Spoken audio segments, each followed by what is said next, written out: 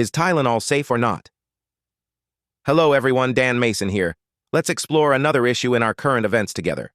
Our focus today is the safety of Tylenol.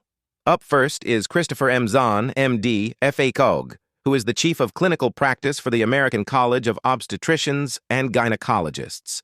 This leading national organization develops guidelines for prenatal and maternal health care. A retired Air Force officer, Zahn was chair of obstetrics and gynecology at the Uniformed Services University of the Health Sciences and has practiced obstetrics and gynecology for 3 decades. All right, let's go straight to this one. I read through Dr. Zahn's piece, and while it sounds polished and authoritative, it is filled with logical fallacies, selective framing, and a few dangerous assumptions that need to be exposed. I'll break it down in plain talk, first pointing out the errors, then flipping the argument to a broader point that puts his position on the defensive. 1. Appeal to authority without addressing core evidence. Dr. Zahn leans heavily on his title and position, but he never actually dismantles the Mount Sinai study. Instead, he waves it away with serious methodological flaws. That's a blanket dismissal. The review covered 46 studies. Even if some had flaws, that does not erase the consistent pattern suggesting a correlation. Ignoring that pattern and saying, trust the FDA, is an appeal to authority, not a rebuttal.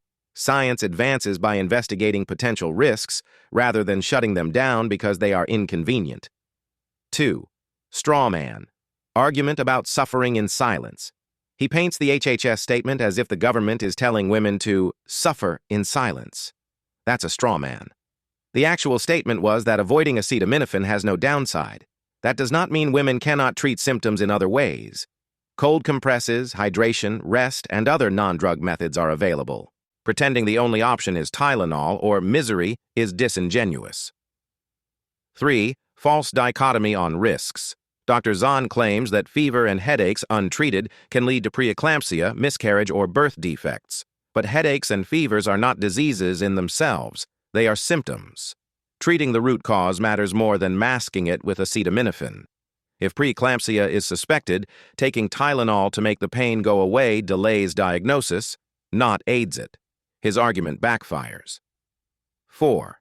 Cherry-picking studies. He praises 2 studies from 2021 and 2024 as high quality, while dismissing a much larger body of evidence he calls flawed. That is cherry-picking. Scientists debate quality, but when dozens of independent studies point in one direction, even if imperfect, that should trigger caution. Saying the majority are flawed is not evidence. It is a tactic to dismiss inconvenient data. 5. Slippery slope, fear-mongering. Zahn says without Tylenol, women face fatal consequences and excess infant deaths. That is fear-mongering.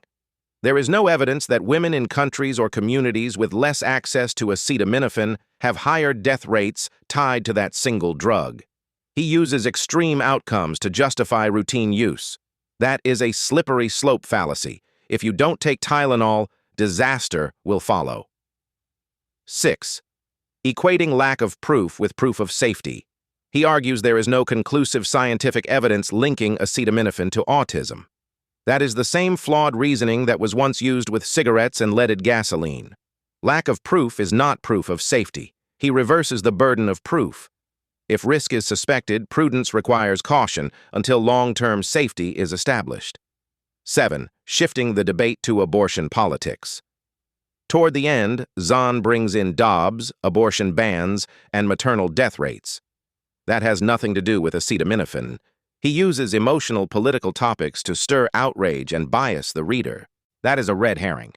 Bringing abortion debates into a Tylenol safety discussion exposes his real motive, ideology, not science. Turning the argument in a new direction. Now let me push this further. The real issue is not whether Tylenol is safe enough, but how American medicine handles uncertainty. The pattern is clear. When evidence suggests a drug may carry risk, industry voices rush to deny, delay, and distract. We saw it with opioids. We saw it with Vioxx. We saw it with antidepressants in teenagers. The same playbook is being used here. The Mount Sinai review did its job. It raised red flags and called for caution. Instead of welcoming that, Dr. Zahn and the ACOG circle the wagons to protect the status quo. That is how institutions protect liability and drug sales, not how they protect mothers and babies. If pregnant women are told Tylenol is perfectly safe and 20 years later, more substantial evidence proves otherwise, who takes responsibility? Will ACOG pay for the children with lifelong disorders? Will Dr. Zahn testify before Congress and admit he dismissed concerns? History says no. The cost falls on families, not institutions. So the real offensive point is this: why are doctors defending a drug instead of defending patients? If there is any chance that acetaminophen affects fetal brain development, even a small one, the burden is not on parents to prove harm. The burden is on medicine to prove safety beyond doubt before recommending it daily to millions of pregnant women. Until then, telling women to tough it out is not cruelty. It is common sense. Thanks for watching. Please like, subscribe, and leave a comment to support this channel.